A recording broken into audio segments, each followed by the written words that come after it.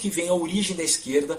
Muita gente acha que foi com Marx, não foi, né, o Karl Marx, que foi com a Revolução Francesa, também não foi. Então eu comecei, na verdade, todos eles foram influenciados pelo um pensamento cabalista, pessoal. Isso eu mostrei para vocês historicamente, né? Inclusive a parte até filosófica do Marx, Hegel, né? Que foi influenciado também pela Cabala, né? E quem esses cabalistas, né?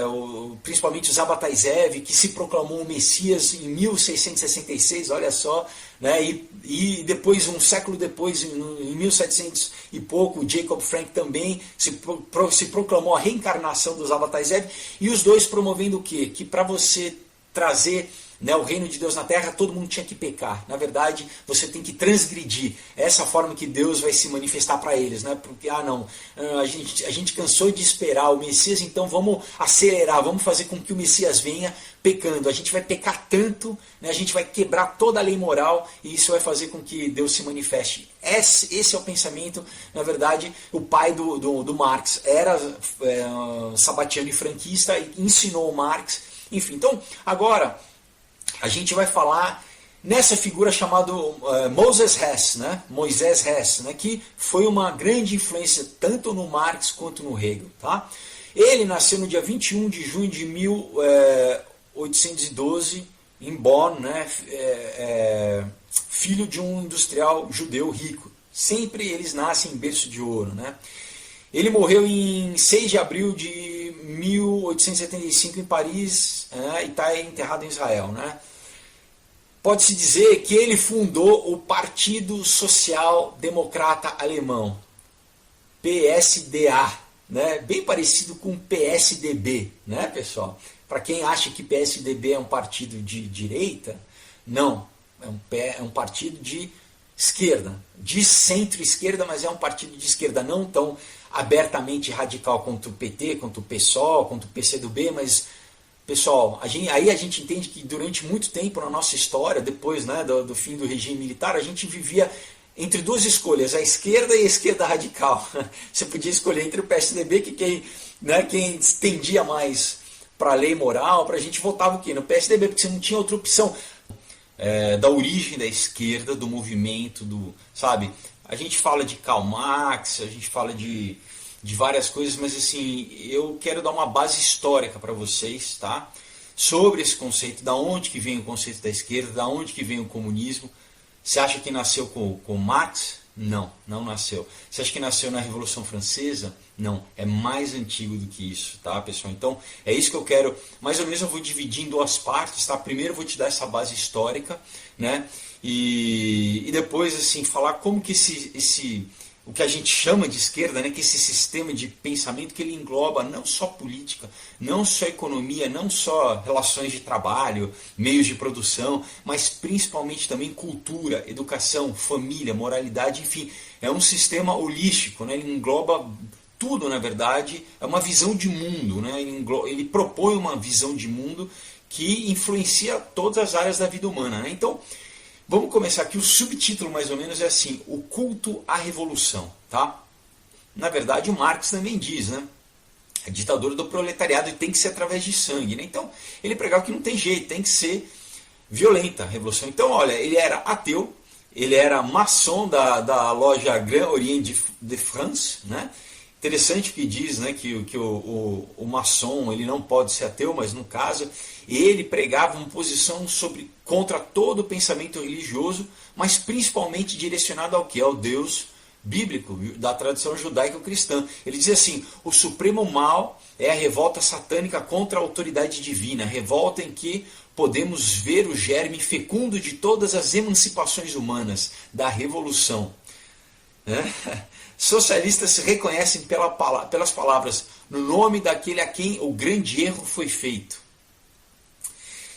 Satanás, o rebelde eterno, o primeiro livre pensador e o emancipador de mundos. Ele faz com que o homem se sinta envergonhado de sua bestial ignorância e de sua obediência. Ele o emancipa, né? Ele o libera. Estampa na sua fronte o selo da liberdade e da humanidade, instando a desobedecer e comer o fruto do conhecimento. Nessa revolução devemos adotar o diabo, né? Devemos acordar o diabo nas pessoas, estimular nelas as paixões mais vis. Nossa missão é destruir, não edificar. A paixão da destruição é uma paixão criativa. Então, pessoal, olha a lógica pela qual ele opera, né? E o que? Vamos acordar o diabo nas pessoas, estimular nelas as paixões mais vis. Isso é muito importante a gente frisar, porque a gente vai ver isso ao longo desses vídeos, dessa série, porque assim, por que é promovido tudo que é contra, né, o que é dito como a lei moral, né, assim, essas paixões vis.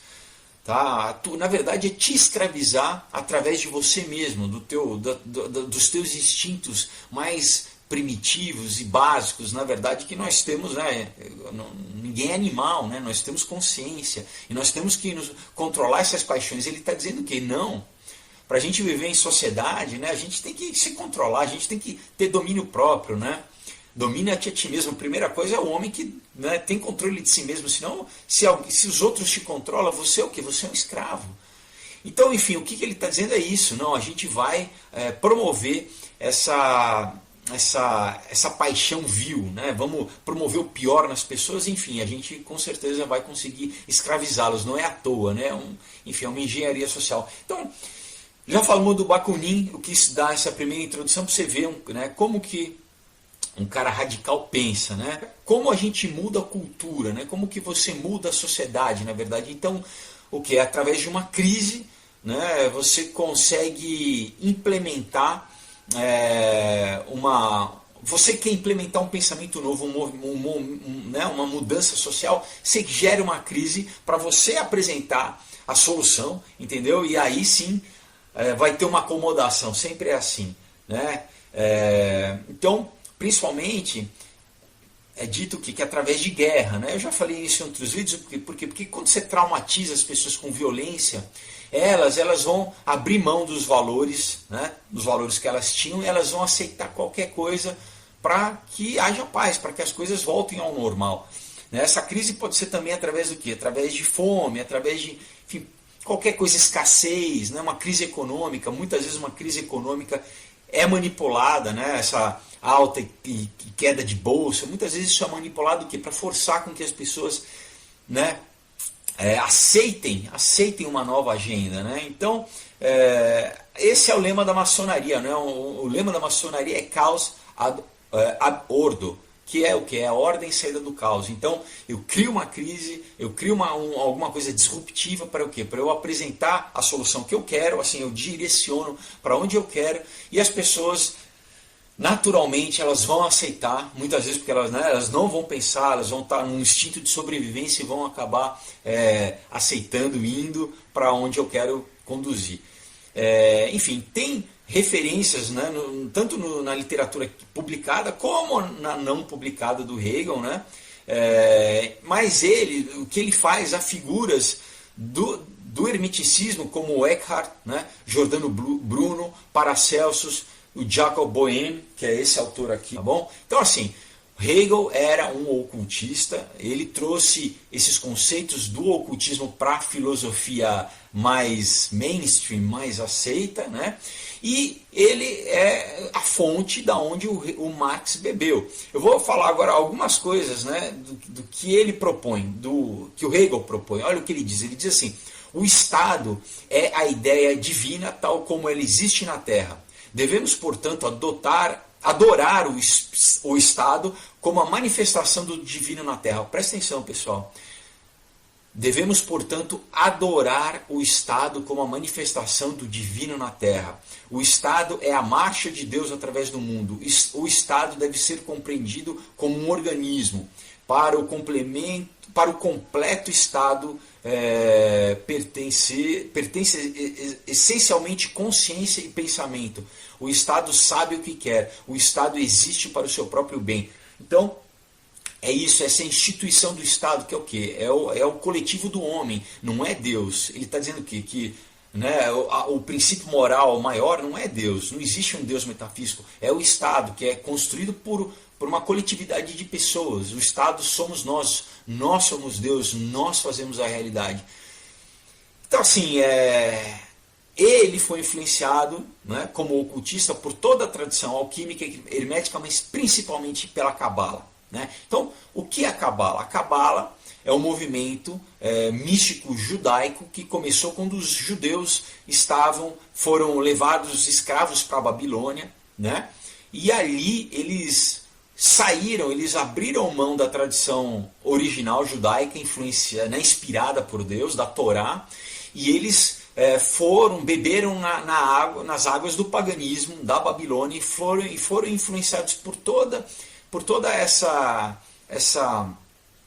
isso que na verdade a própria Bíblia, né, condena, e por esse misticismo, e eles trouxeram de volta, né, para a tradição judaico-cristã, só que, né, subterrânea, deixaram de uma forma escondida a Cabala, né? Enfim, o Talmud, né, passou a ser super influenciado pela Cabala, mas é o que? A tradição mística da Cabala diz o quê? Que no ato da criação, Deus ele foi fragmentado, tá? Deus se despedaçou e cabe à humanidade restaurar Deus até que ele se una novamente.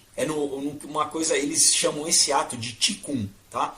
Então, olha, basicamente é o que? Não é Deus salvar o homem, é o homem salvar a Deus através das suas obras. Olha como isso é totalmente antibíblico, né? Para quem estuda um pouco a Bíblia, né? Enfim, Jesus ele fez um sacrifício, ele salvou o homem, é o que? Pela graça, não é por obras, né? Para que ninguém se glorie. As obras são consequências de um coração restaurado, as boas obras. Mas nenhum homem tem a capacidade primeiro de se salvar, muito menos de restaurar a Deus, de salvar a Deus, né? Mas esse é o princípio da Cabala. Então, olha só, né? Então, para a Cabala, né, eles acreditam que para o Messias judeu, né, vir, né, eles têm que fazer esses atos, eles têm que fazer esse tikkun, tá? Então, para eles, a humanidade ela nunca vai ser liberada, ela nunca vai ser, né, livre do mal antes que Deus seja restaurado a essa unidade. Então, pessoal, isso é gnose pura, tá? É gnose pura, quer dizer, eles então, né, a Cabala foi esse sistema criado, deturpado, quando eles estavam lá na Babilônia, e o que eles acabaram sendo influenciados pelo esse paganismo todo. Então, assim, eles acreditam, né, que através desses atos de santidade a princípio, olha, vamos ver como isso já vai ser pervertido. Atos de santidade e meditação, eles vão recuperar as faíscas de Deus, né? Ou as cascas de Deus, né? Enfim, tem alguns nomes que eles dão. Então, assim, é por obra e não pela graça redentora de Deus, tá? Então é o homem salvando Deus e não Deus salvando o homem, tá? Então, assim, a gente começa a traçar um pensamento dentro da Cabala, né? No século XVI, com essa figura chamada Isaac Luria, tá? E ele o quê? Começou a pregar o quê?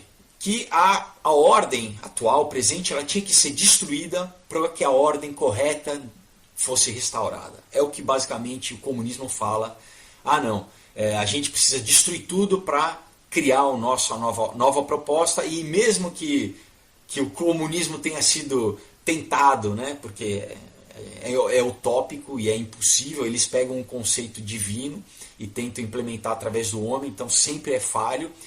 Mas o que? Para o novo comunista, ele esquece de todo o desastre, todo o fracasso que aconteceu historicamente, porque na verdade não foi feito da forma correta, né? Então isso é um discurso muito comum da esquerda, que fala assim, não, o comunismo, né, o marxismo nunca foi implementado corretamente. Então todas as mortes históricas, os desastres históricos de milhões de mortos, é porque nunca ninguém, eu vou conseguir, porque eu sou bom, né? Lá na história antiga, quando, né, os judeus foram escravizados, foram levados para a Babilônia, aprenderam a Cabala, criaram a Cabala foi crescendo, crescendo, crescendo. Jesus batia de frente exatamente com os fariseus, que eram cabalistas, tá? Aí a gente começa a entender por que Jesus batia de frente com a religião judaica. Não, imagina, todos eram judeus, mas o que? Ele estava batendo de frente exatamente com os cabalistas, que eram fariseus. E depois, na Idade Média, continuou o cabalismo, né, dentro da gnose, sempre indo contra um princípio moral claro, né, um padrão moral claro, que é que é Deus, né? Que é o que? De amar o próximo como a si mesmo. Então, dizer que enquanto o pecado não crescesse, né? Até o ponto de incomodar a Deus para que Deus trouxesse o juízo não ia acontecer, né? A nova era, a nova época não ia acontecer. Então ele dizia que para você ser santo, na verdade, você tinha que pecar. Então, para você restaurar os fragmentos de Deus, era o que? Em vez dos atos de Tikkun serem santos, eles tinham que ser pecaminosos, pessoal. Olha a inversão da lógica, tá? Isso é muito sério, né? Então o que? Ele chegou, ele estava na Turquia, né? Na Anatólia na época, e ele chegou aí a Jerusalém para ser aceito como Messias. Mas na época os rabinos, os sefaraditas, né, você tem uma divisão entre os judeus, né, os sefaradis e os ashkenazi, né, que são os judeus lá do leste europeu, que não importa, você pode superficialmente, né, se converter a qualquer religião se você internamente mantiver os ensinamentos e a doutrina em segredo. Então, o movimento dele se tornou uma sociedade secreta. É uma das bases, inclusive, dos movimentos secretos. Que era isso, ele o quê? Então, assim, você podia ser um cristão abertamente, você podia ser um muçulmano abertamente, você podia até ser um ateu abertamente. Bom, é importante o ateu porque a gente vai entender o Marx mais para frente. Desde que você continuasse seguindo os ensinamentos sabatianos, né? Qual que era esse pensamento? Eles tinham que o quê? Ir contra todos os mandamentos, tá, pessoal? Por isso, na lógica deles, eles tinham que pecar para Deus vir, né? Para Deus instituir o juízo. Eles tinham que blasfemar contra a Torá. Então não era só quebrar os 10 mandamentos, eles tinham que quebrar todos os 613 mandamentos, eles tinham que quebrar todos aqueles mandamentos de comida, de alimentação, de vestuário, mas principalmente os 10 mandamentos, que é a base, na verdade, da lei, do código penal no mundo, né, na cultura ocidental, é baseado no decálogo. Né? Então, assim, matar significa o quê? Matar. Então, não adulterar agora é adulterar. E eles começaram com todas essas práticas de o quê? De incesto, de troca de adultério, de troca de casal, de homossexualismo. Então, assim, eles tinham no feriado do Purim, que é um feriado, né, é uma festa sagrada judaica, quando o sol se punha, era a noite onde eles, no mundo inteiro, onde tinha judeus, assim, do Irã, né, até o Novo Mundo, até o México, até as Américas, onde você já tinha os judeus, né, que foram espalhados pela diáspora, eles começavam a troca de casal, pessoal, virava uma orgia, virava um bacanal. Então, olha, presta atenção, uma data que era santa, né, assim que o sol se punha, o quê? Era uma loucura, uma orgia. Vocês estão entendendo? Olha a oração dele era assim: bendito seja aquele que permite o proibido. Né? Então, pessoal, ele perverteu o judaísmo da pior forma possível, tá? Promovendo que uma orgia mundial. E aí os cristãos começaram a chamar essa prática de satanismo, aí que essa ideia do satanismo começou a crescer. Olha só, pessoal, então, por quê? Como que eles chegaram nesse ensinamento? Exatamente, a gente volta para a Cabala, porque para a Cabala não existe o mal. Né? Eles acreditam que o mal está na mente do gentio, do não-judeu. Porque para eles o mal, né, eles têm o Sefirot, aquela árvore, eles têm a coluna da direita, que é a coluna do bem, e a coluna da esquerda, que é a coluna do mal. Então eles dizem que o mal, que a esquerda, a gente vai começar a entender essa questão de direita e esquerda, essa dicotomia que está na política, né, que a gente fala politicamente, mas isso não nasceu na política, isso é uma visão de vida, tá, pessoal? Basicamente a direita é o que? É me submeter a Deus, e a esquerda é me rebelar contra Deus. E isso se manifesta na política também, tá? Para quem não quer falar de ocultismo, a gente fala de política, mas basicamente é isso. Então, mas só que para a Cabala, se eu estou agindo na esquerda, é o que? Eu tô agindo como Deus também, mas o que? É o lado negativo de Deus. Tá? Porque Deus, para eles, é infinito, não é impessoal, e mal não é mal. Então se eu estou na esquerda, eu estou fazendo a obra de Deus também. Aí a gente vai entender por que na bruxaria, né, no satanismo, abertamente eles falam, né, o caminho da mão direita e o caminho da mão esquerda. Tá? Só que eles dizem não, que o mago branco é o mago do caminho direito e a magia negra é a magia que escraviza, que procura fazer o mal, é a magia da mão esquerda. Tá? Aí a gente entende também por que esse conceito de direita e esquerda está presente na Bíblia. Por exemplo, em Mateus 25, os versículos 31 e 33 diz assim: E quando o Filho do Homem vier em sua glória, e todos os santos anjos com ele, então se assentará no trono da sua glória, e todas as nações serão reunidas diante dele, e apartará uns dos outros, como o pastor aparta os bodes das ovelhas. Ele colocará ou porá as ovelhas à sua direita e os bodes à sua esquerda. Pessoal, então está falando de várias coisas aqui. Ele está falando do final dos tempos, tá? Quando o Filho do Homem vier em sua glória. Ele está dizendo, né, no final dos tempos, quando tiver o trono branco, o grande julgamento, vai ter essa separação, todas as nações vão ser trazidas e vai ter essa separação. E quem que é ovelha e quem que é bode? Ele pega esses símbolos, né, que a ovelha é o quê? É o cordeiro que tira o pecado do mundo. O bode é o bode que era, né, sacrificado para Azazel, né? Eles mandavam o pecado pelo bode. A natureza da ovelha é o que? É um animal dócil. O bode é um animal rebelde, ele se rebela, ele ataca, né? O bode ele não é ele dificilmente domesticado, ele ataca, ele dá chifrada, a ovelha não. Então você tem esses exemplos, né? E o bode é claramente um símbolo usado o quê?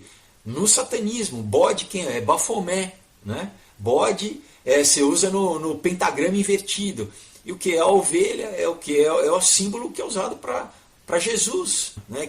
Para que Deus seja totalmente restaurado. Eles acham que Deus, coitadinho, está quebrado, a gente tem que restaurar Deus e a era messiânica surja, né? A humanidade deve destruir todos os valores morais e ir além do bem e do mal. Tá? Então, os franquistas, como os sabatianos, eles faziam todas as coisas piores que você pode imaginar. Eles eram envolvidos em magia negra, em canibalismo, em troca de casal, em orgia, em homossexualismo, em incesto, em pedofilia. Tá? Eles já tinham esse protofeminismo, né, de inversão de gênero, das mulheres saíram elas serem masculinizadas e os homens feminilizados, quer dizer, cada um perder essa característica e um protocomunismo, tá? Então, só para a gente marcar como em cada século se levantou uma dessas figuras, né? Então a gente já começa a ver o relativismo moral, né, a desconstrução de tudo que é bom, ou uma coisa que hoje em dia a gente continua vivendo. Isso é uma prática comum na nossa sociedade, né? Então o quê? Mas sempre com o discurso de que eles iam trazer a utopia messiânica, né? Então, da mesma forma como o Zabbatai Zev, ele conseguiu angariar discípulos. Por quê? Porque eles conseguiam corromper as pessoas através principalmente do sexo. Tá? Isso é muito importante, pessoal. O sexo é uma forma muito fácil de você conseguir controlar as pessoas. Né? Então, né, o Jacob Frank, ele nasceu em 1726 e ele morreu em 1791. O pai dele era sabatiano, né? Ele seguia os ensinamentos do Zabbatai Zev, e ele passou os conceitos, né, para o filho, que da mesma forma que 100 anos antes o Zabbatai Zev se converteu ao islamismo e infiltrou no Islã, né? Tanto que até na Turquia ele criou um secto chamado Domer, né, que eles têm aqueles chapeuzinhos, que inclusive um braço da maçonaria também tem os mesmos chapeuzinhos. Ele fez, só que eles se infiltraram na igreja católica, tá? Para o quê? Para ter poder político. Então, e ele convenceu o bispo da diocese, né, na Polônia, onde ele habitava, onde ele morava, né, que ele ia trazer seguidores não judeus, né, que eram antitalmudianos, enfim. Então ele estava, a princípio, convertendo os judeus ao catolicismo, mas era uma mentira, uma infiltração, como os sabatianos fizeram no Islã. E olha o que ele escrevia, ele diz assim, olha, nunca o caminho para a vida é fácil, pois é o caminho do niilismo. Isso antes do Nietzsche, tá? Destruição significa libertar-se de todas as leis, de todas as convenções e religiões, adotar todas as atitudes concebíveis e rejeitá-las e seguir os líderes passo a passo ao abismo. Né? Outra coisa que ele diz assim, é minha tarefa aniquilar, destruir tudo o que o bom Deus pôde revelar. Onde quer que ponha os pés, tudo será destruído, pois vim a este mundo para destruir e aniquilar. Mas o que eu construí durará para sempre. A humanidade está engajada em uma guerra e eu digo a vocês que todos os guerreiros devem ser sem religião, o que significa que eles devem alcançar a liberdade sob seu próprio poder e se apossar da árvore da vida. Pessoal, soa meio comunista ou não? Né? Então, seguindo a lógica dele, né, o que ele saiu da Polônia e ele se mudou para Offenbach.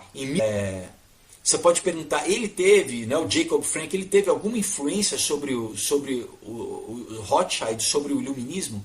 Total, pessoal, total. O Amschel-Bauer, né, ele era judeu e ele bancou, ele financiou, né, o movimento Illuminati do Adam Weishaupt. É porque tem muito vídeo falando, né, do Illuminati, muito vídeo falando do Rothschild, mas da onde que vem a ideologia deles? A base é essa, tá, pessoal? É uma base cabalista que remonta, que foi dada pelo Jacob Frank, que vem do Sabbatai Zev, que vem do Isaac Luria, tá, pessoal? Então a gente tem que criar essa reconstrução histórica aí.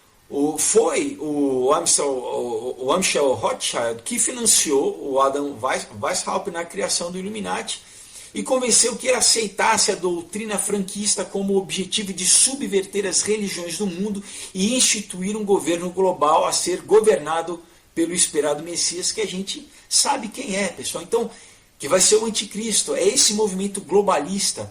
O comunismo é internacional, o comunismo que é o quê? Eles primeiro quiseram quebrar qualquer sistema de governo, primeiro foi a monarquia, e depois, agora, a noção de Estado-nação. Né? Então, o que eles fizeram?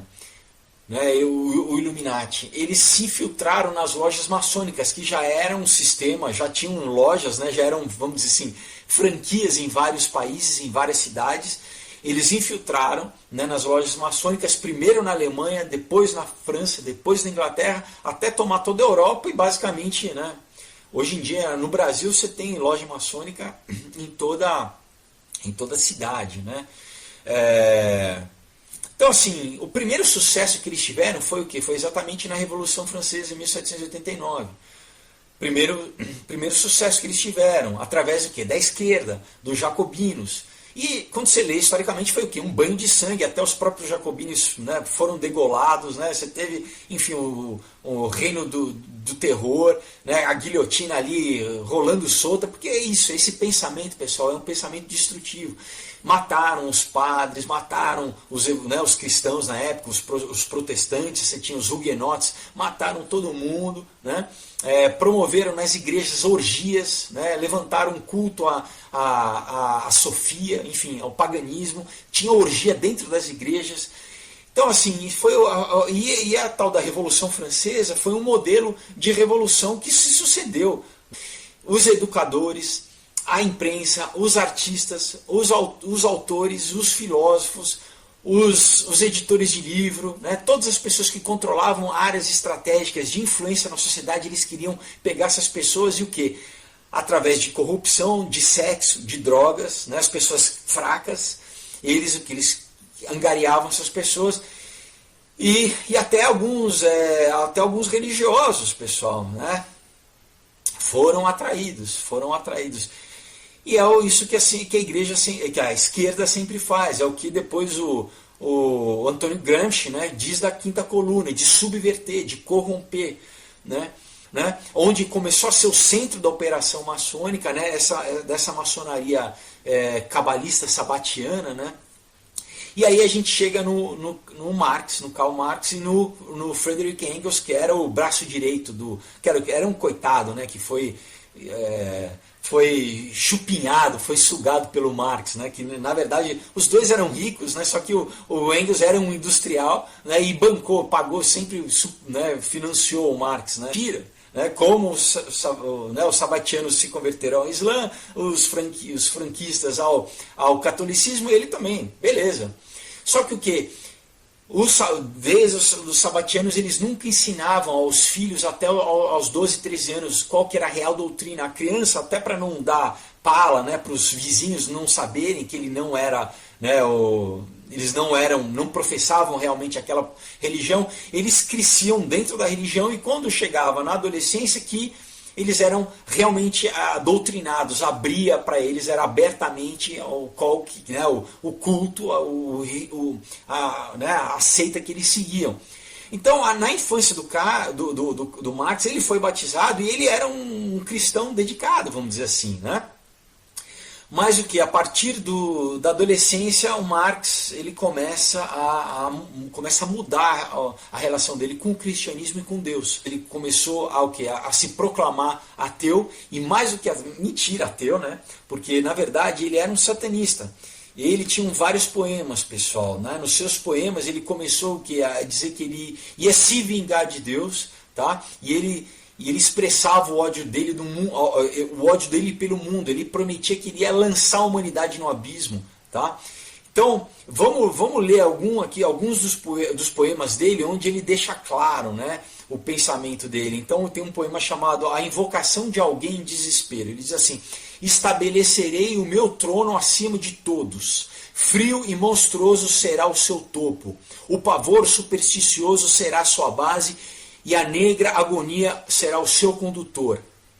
Pessoal, olha só a semelhança desse poema com as passagens na Bíblia que falam sobre Lúcifer, sobre Satanás, em Isaías 14, né, do versículo 12 a 15. Eu vou ler para você. Como caíste do céu, ó Lúcifer, filho da alva, como foste cortado por terra, tu que debilitava as nações, e dizia no teu coração: eu subirei aos céus, e acima das estrelas de Deus exaltarei o meu trono, e no monte da congregação me assentarei aos lados do norte, subirei sobre as alturas das nuvens e serei semelhante ao Altíssimo, e contudo serás elevado ao inferno e ao mais profundo do abismo. Então, ele no poema dele, ele diz o que? Eu estabelecerei o meu trono acima de todos. É totalmente luciférico, né, pessoal? Outro poema dele, chamado Sentimentos, ele diz o que? Que ele é a estrela brilhante. Ele diz assim, ó: o paraíso eu abrangeria, traria o mundo para mim, vivendo, odiando, planejaria que minha estrela brilhasse forte até o fim. Então é o que? É a falsa estrela, né? É o caminho sempre destruição, né? Então, na verdade, pessoal, é um ódio profundo que move eles, né? Continua aqui, ó: já que não posso criar nenhum outro mundo, já que o meu clamor ninguém perceberia, né? Então, esse é o finalzinho, quer dizer, por isso que ele destrói, porque ele não consegue criar nenhum outro mundo, né? O diabo não consegue criar nada, ele só consegue destruir. Então é basicamente o mesmo pensamento. Outro poema dele chamado O Violinista, olha, né, que ele foi dedicado ao pai, olha o que ele diz: os vapores infernais elevam-se e preenchem o meu cérebro, até eu enlouquecer e meu coração se transformar dramaticamente. Vê esta espada, o príncipe das trevas vendeu-a a mim, e com Satanás fiz meu acordo. Ele escreveu as partituras e marca o compasso. Eu toco e canto a marcha da morte, com rapidez e desembaraço. Pessoal, você quer mais claro do que isso? Você quer mais claro que o cara que propõe o pai do comunismo, o cara é um satanista. Enfim, o Marx ele ficou encantado com essa ideia da ruína moral da humanidade, né? Na poesia dele, ele diz claramente do pacto que ele faz com Satanás, né? E ele, através da violência, né, ele tem que trazer a destruição, ele é fascinado com a violência. Mais tarde, né, aí oficialmente ele diz o quê? Que os fins justificam os meios, enfim. Então que se para você alcançar o Estado, né, a utopia, se tiver que matar, tudo bem. Não importa quanta gente você tiver que matar, para você alcançar o estado utópico, né, você pode matar. Inclusive ele diz que a revolução tem que ser feita com sangue, tá? Tem que ser feita com sangue, e é o que a gente vê os líderes hoje no Brasil da esquerda dizerem a mesma coisa, desde Benedita da Silva, desde o Sterling, desde o José Dirceu, né, desde a Marilena Chauí. Então, não importa, eles dizem claramente, não, se tiver que matar, né, a gente mata, se tiver que ter sangue, a gente mata mesmo, né? Para ele, né, que era um grande, adorava, né, o que eu já falei isso em outros vídeos, né? Adorava também o Darwin, né? Então o homem, para ele chamava, né, o próprio Marx do que? De macacos do Deus frio, né? Para ele o homem era um macaco, né? Enfim, e a religião era, enfim, ele dizia o ópio do povo, na verdade, porque ele estava indo contra o cristianismo, né? Ele queria promover a descristianização da sociedade, né? Então, continuando na evocação do desespero, ele diz assim: e um Deus me arrebatou tudo. Então um Deus me arrebatou tudo. Na maldição e na prateleira do destino, todos os seus mundos foram além da lembrança, nada além de vingança é deixado para mim, né? Um outro poema dele chamado de Pale Maiden, né? Ou a donzela pálida, né? Ele escreve assim: assim o céu eu perdi. Eu sei disso muito bem. Minha alma, uma vez fiel a Deus, é escolhida ou direcionada para o inferno. Pessoal, precisa alguma coisa mais clara do que isso? Ele, basicamente, enfim, o cara é um satanista, né? E o que ele fez? Ele pegou toda essa ideologia satânica de perverter, de corromper, e deu um corpo filosófico, né? Ele deu uma roupagem filosófica, para não falar abertamente, que basicamente é o que? É uma ideologia pautada na rebelião e na destruição. Então ele criou toda, não, é os oprimidos que tem que se rebelar, né? Que a gente tem que abolir a família, né? É claro que ele fala isso, né? Não, é o Estado. Lembra que o Hegel fala que o Estado é Deus? Não, que o Estado somos nós. Eu sou o Estado, né? Na verdade, né? Nós somos o coletivo, nós criamos o Estado, né? E o Estado que cria as crianças, né? A criança nasceu, o Estado recolhe, né? Perverter, quebrar todo o paradigma, né? Promover qualquer tipo de vício, né? Então, mas olha só que interessante, como todo satanista, né, o satanista paga um preço, e a vida dele foi trágica, a vida familiar dele. Ele tem muito vídeo, né, falando sobre Illuminati, sobre a questão política aqui no Brasil, mas eu quis trazer para vocês historicamente, pessoal, da onde que vem o pensamento, tá? O pensamento que move a esquerda, que move o comunismo, tá, pessoal? É um ressentimento profundo, pessoal, tá? É um ódio, é uma inveja. Você tem, inclusive, vários psicólogos que já traçaram o perfil psicológico da esquerda, que é o que basicamente é o mesmo de Caim, né? É o ódio do outro, não é a minha vida tá boa, é da outra pessoa tá melhor do que a minha, não importa se eu estou bem, se o outro tá melhor, eu tenho ódio dele, eu tenho inveja, eu quero derrubar aquele cara, eu quero desapropriar, eu quero, né, pegar